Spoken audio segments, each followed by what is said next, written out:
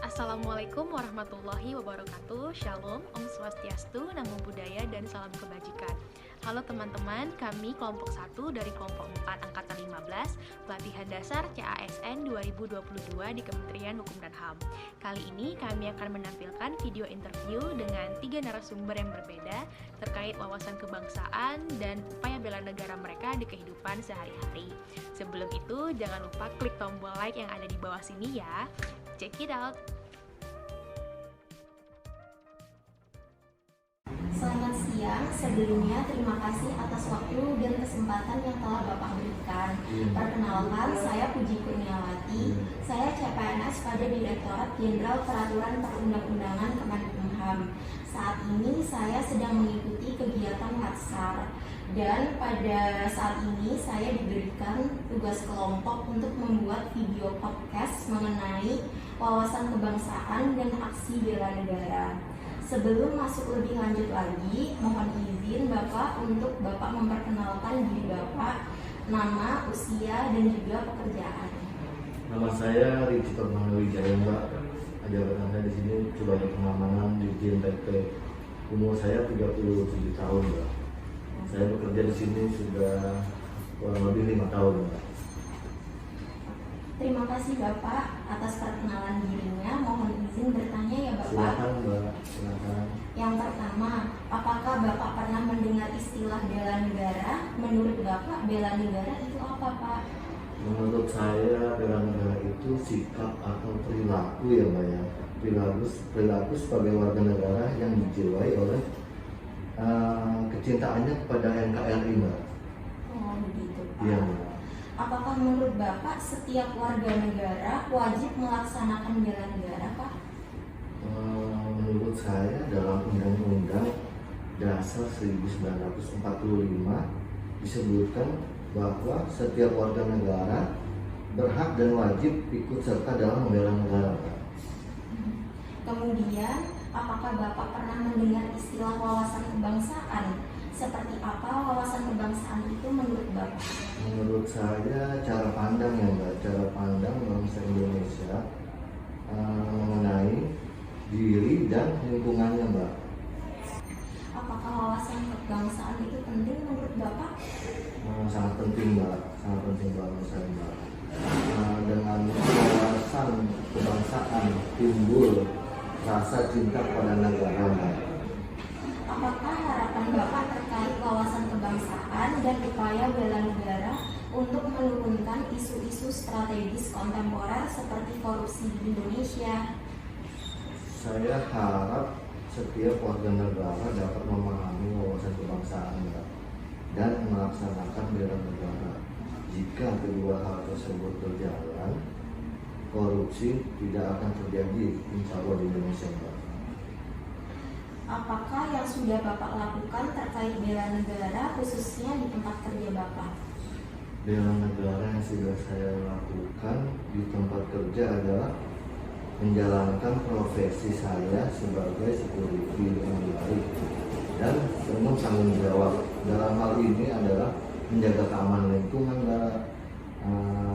seperti menjaga keamanan lingkungan Kementerian Hukum dan HAM khususnya di JNPP, mengikuti aturan yang berlaku di tempat seperti SOP, kerja seperti seragam, atribut, etika, jam kerja, dan sebagainya. Terima kasih Bapak atas waktunya. Sama-sama, Mbak. Iya, terima kasih.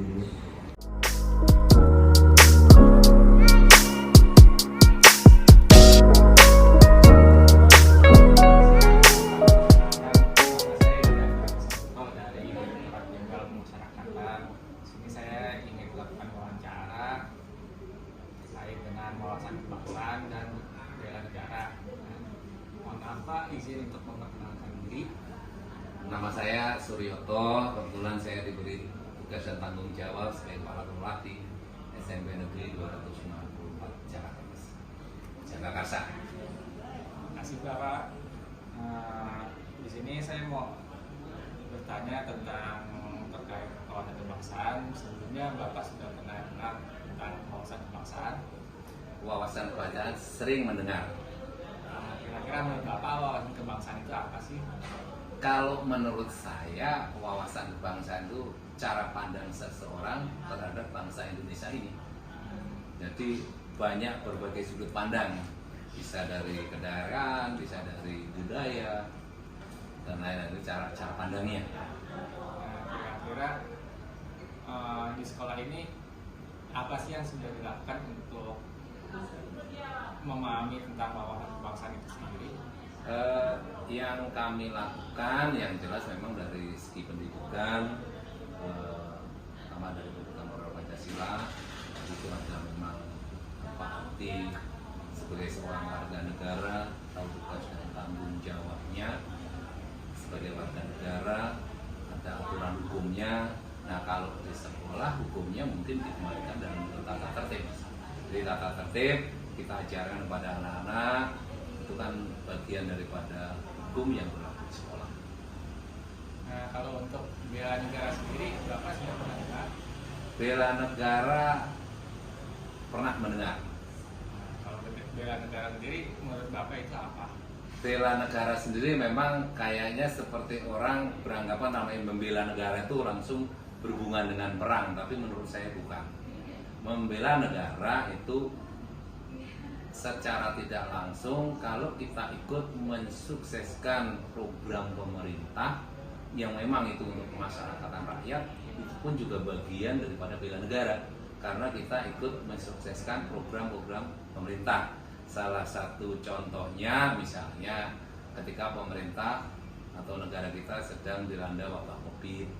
Nah, pemerintah punya program, salah satunya bagaimana pencegahan dilakukan dengan cara mencuci tangan, memakai masker, menjaga jarak. Nah, itu kan juga bagian dari bela negara menurut saya. Karena itu pun juga kalau misalnya seluruh rakyat itu terkena wabah itu semua kan negara akan ambruk.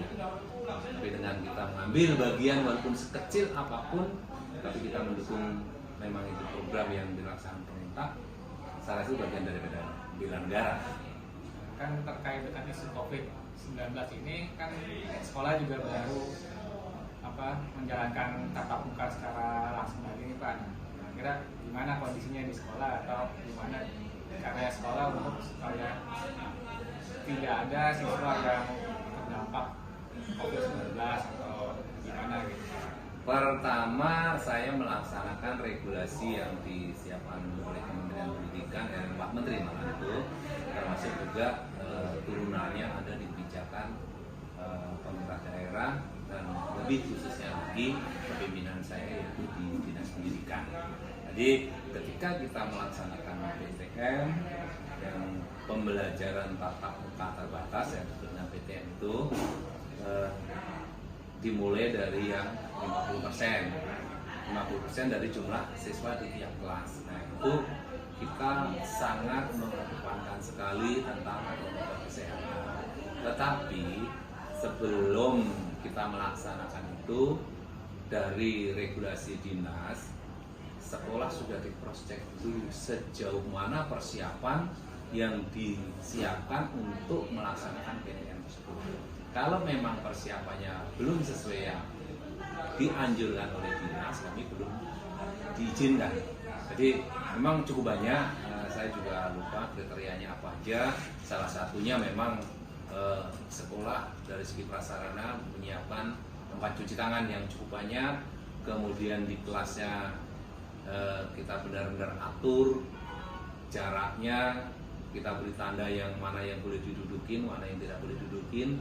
Nah, itu bagian persiapan yang harus dilakukan sebelum diizinkan dari dinas. Nah, itu kita setelah memang kita mengisi secara Google Form, kalau memang yang kita isi itu sesuai dengan harapan yang ada di aturan itu, baru terbit izin.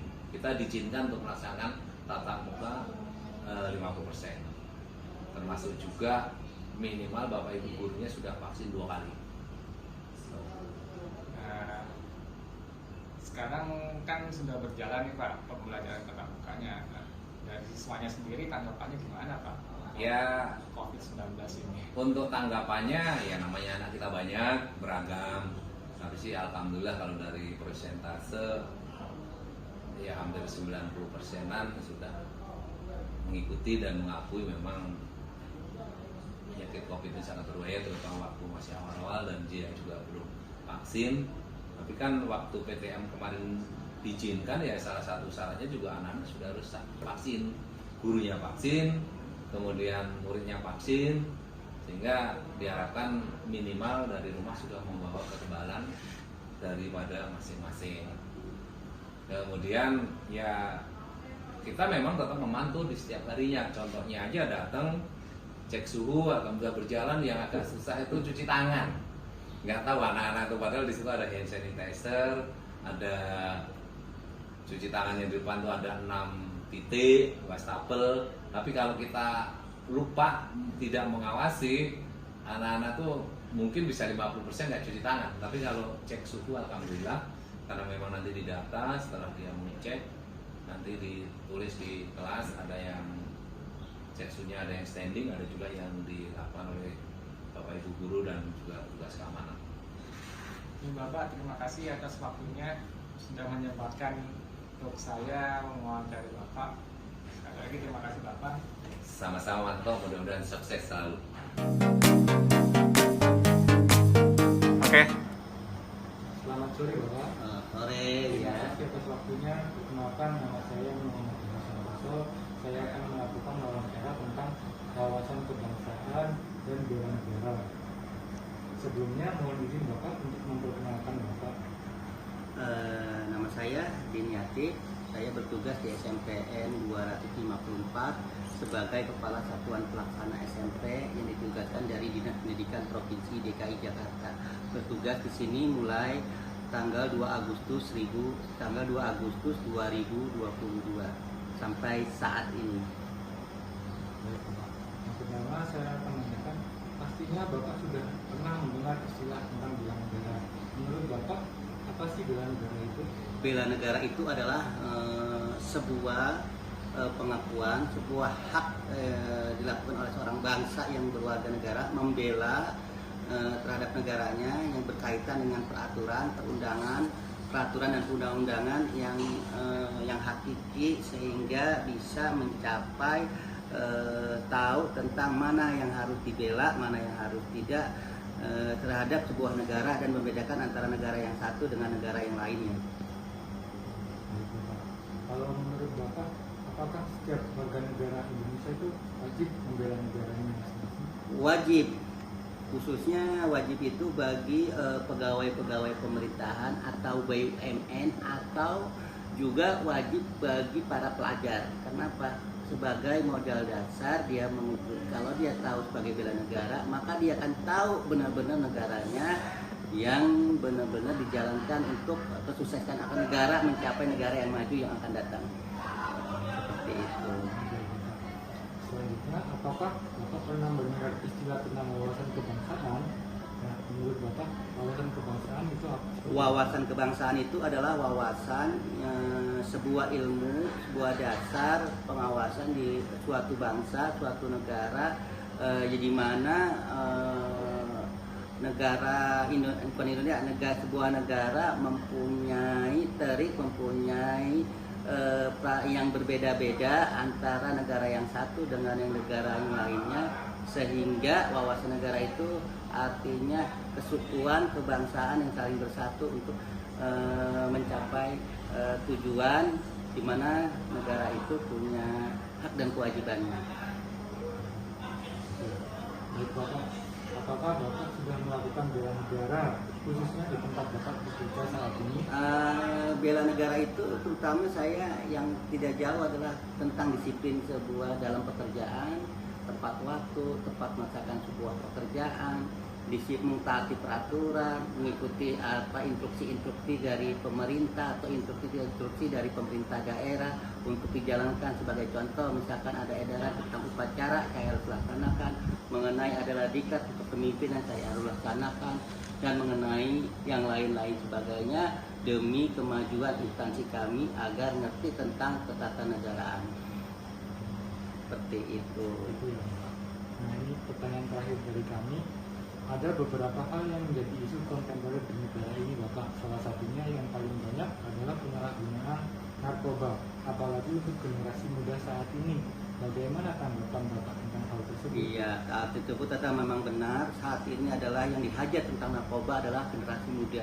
Kenapa? Karena adalah generasi muda adalah generasi yang akan datang. Kalau anak mudanya kena narkoba ke depan, maka negaranya akan hancur. Maka dengan seperti itu, bagaimana cara mengatasinya? Cara mengatasinya dengan diberinya penyuluhan, diberinya bimbingan, diberinya pengetahuan dan pelatihan, diberinya wawasan-wawasan yang lain agar negara kita tercapai tentang penyuluhan narkoba, bahwa bahaya narkoba, bahwa akan efek samping yang tentang narkoba bagi kesehatan diri sendiri, bagi bangsa, negara, dan keselamatan keluarga.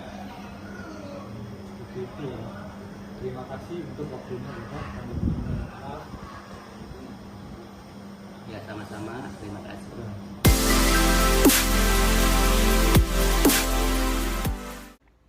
Sebelum kita menganalisis dan menyimpulkan keterangan dari para narasumber kita tadi, sekedar pengingat untuk kita semua, saya akan menjelaskan kembali definisi dari wawasan kebangsaan dan bela negara.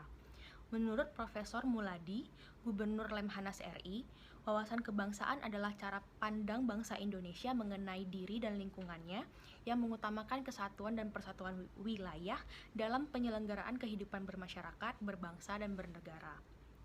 Sedangkan bela negara adalah tekad, sikap, dan perilaku serta tindakan warga negara baik secara perseorangan maupun berkelompok dalam menjaga kedaulatan negara, keutuhan wilayah, dan keselamatan bangsa dan negara yang dijiwai oleh kecintaannya kepada Negara Kesatuan Republik Indonesia yang berdasarkan Pancasila, Undang-Undang Dasar Negara Republik Indonesia tahun 1945,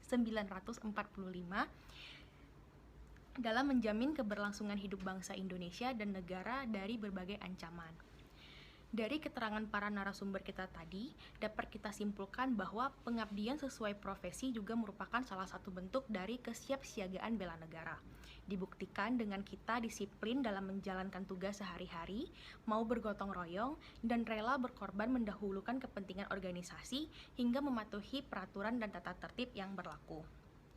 Kami berharap video ini dapat semakin menumbuhkan rasa kesadaran berbangsa dan bernegara kita semua, sehingga kita selalu siap fisik, mental, maupun sosial dalam bersikap dan berperilaku menghadapi berbagai situasi di kehidupan kita sehari-hari, dan tetap berlandaskan Pancasila dan Undang-Undang Dasar Negara Republik Indonesia tahun 1945. Demikian video kami, mohon maaf jika ada kesalahan kata dan perbuatan. Assalamualaikum warahmatullahi wabarakatuh.